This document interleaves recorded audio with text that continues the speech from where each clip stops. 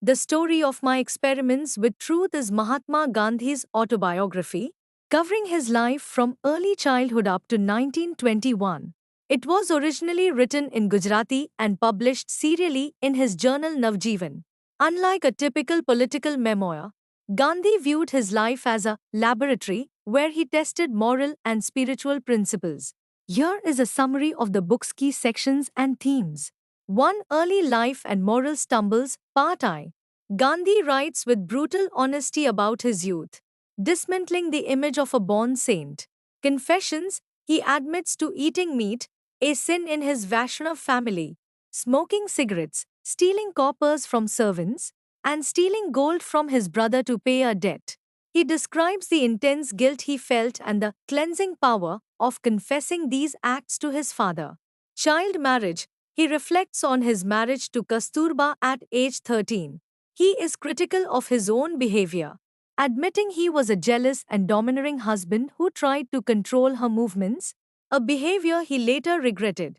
London and diet, upon going to London for law studies, he struggled to find vegetarian food.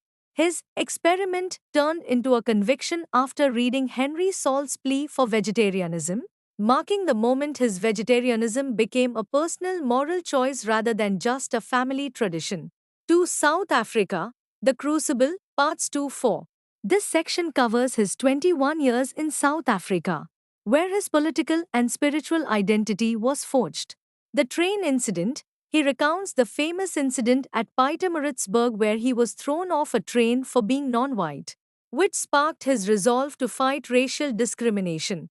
Brahmacharya, celibacy in 1906. At age 37, he took the vow of brahmacharya, abstinence from sexual relations. He believed that to serve humanity, Desh Seva, he needed to conserve his vital energy and free himself from family attachments. Community experiments, he established the Phoenix Settlement and Tolstoy Farm. These were experiments in communal living where residents of all religions and castes lived together. Farming and performing manual labor, bread labor. 3. Return to India, Part V. Rediscovering India, returning in 1915.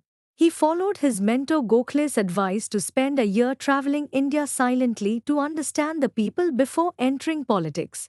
Champaran Satyagraha, he details his first major success in India, fighting for indigo farmers in Bihar. He emphasizes that his political work was always accompanied by social work, teaching villagers sanitation and hygiene.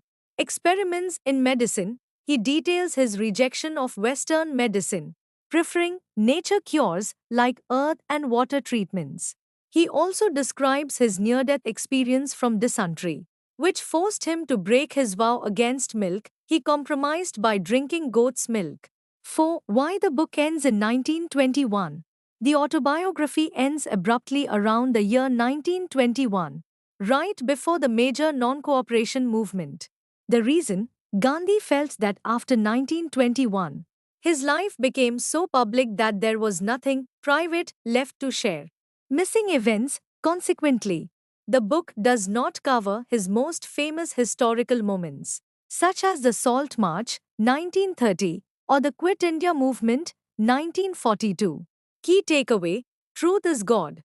The central thesis of the book is that truth, Satya, is the sovereign principle, and the only way to realize truth is through non-violence, ahimsa.